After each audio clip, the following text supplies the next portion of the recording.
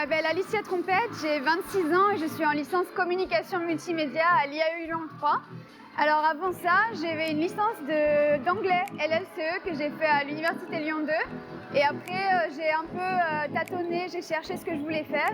Et c'est comme ça que j'ai trouvé en fait l'IAE et avec la C2M, comme on appelle. Alors j'ai commencé le patinage quand j'avais 3 ans à peu près. En fait, je faisais du patin sur le parquet avec des feuilles de papier. Donc du coup, mes parents ils m'ont inscrit au club et j'ai grandi au sein du club jusqu'à mes 10 ans où j'ai rencontré en fait une fille en 5e qui faisait du patin aussi. Et elle m'a dit, bah, viens essayer la synchro. Et c'est comme ça que j'ai fait les auditions et je suis rentrée dans l'équipe novice. Et j'ai grandi dans le club jusqu'à l'équipe senior actuellement. Alors le patinage synchronisé, c'est assez récent puisque c'est arrivé en 91 en France. Ça vient des États-Unis, ça a été dans les années 50, devenu un peu populaire. C'était un peu les cheerleaders du hockey. Du coup, moi je fais partie des Zoulous, donc c'est l'une des premières équipes de France. Donc le patinage synchronisé, c'est comme dans le patinage artistique normal, il y a un programme court, un programme libre.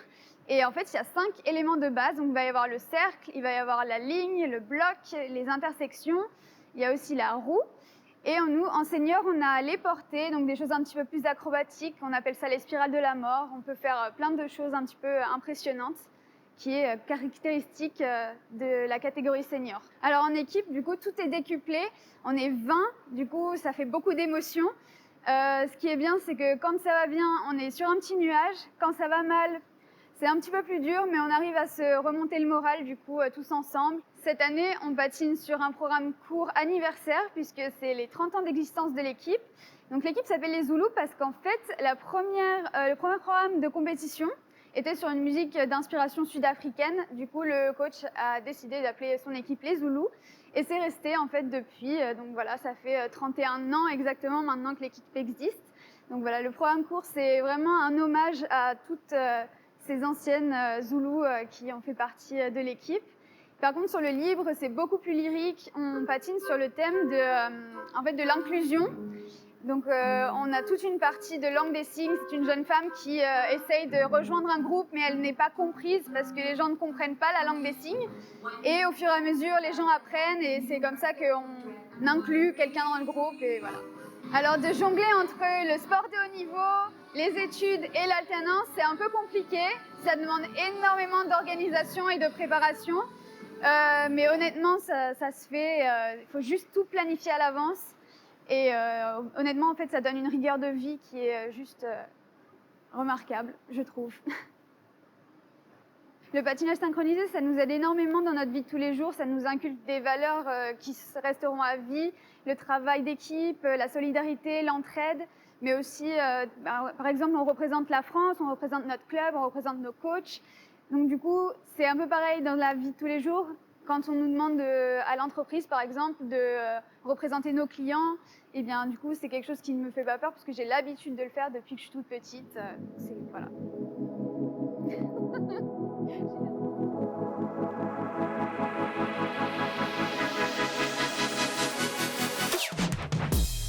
Alors j'ai choisi C2M parce que j'aimais beaucoup la communication sans vraiment m'y intéresser pour mes études, ma vie en fait.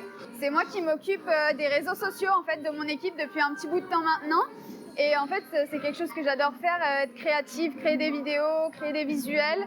Alors c'est quelque chose qui était naturel pour moi quand j'ai trouvé la licence C2M et que j'ai vu que ça faisait partie, que c'était ça en fait les cours qu'on allait créer, qu'on allait devoir utiliser toutes ces notions de communication. Je me suis dit, mais c'est fait pour moi et c'est pour ça que je me suis inscrite. Si j'avais un conseil à donner aux étudiants qui, comme moi, sont sportifs de haut niveau et qui peut-être sont aussi en alternance, c'est tout simplement d'être organisé et de tout planifier à l'avance, prendre de l'avance surtout sur les devoirs, les choses à rendre, les choses comme ça. Il ne faut pas se dire je le ferai à la dernière minute parce qu'on ne sait jamais ce qui peut se passer avec les emplois du temps vraiment bien remplis qu'on a en sportif de haut niveau. Donc la planification, c'est le maître mot. Alors je voulais remercier mes professeurs en C2M qui me permettent de continuer à patiner parce que ça n'a pas été le cas dans toute ma scolarité. Parfois, bon, c'était un petit peu plus compliqué d'avoir les cours ou voilà, c'était un peu moins compréhensif. Donc là, je suis vraiment super heureuse. Et je voulais aussi parler du fait que notre sport n'est pas encore olympique. On n'est pas reconnu comme discipline olympique. On a fait toutes les démarches pour potentiellement rentrer en 2026. Bon, moi, je ne serai pas là, je pense, puisque je vais approcher de la trentaine et donc de la retraite sportive, mais pourquoi pas dans les gradins à encourager tout ce petit monde.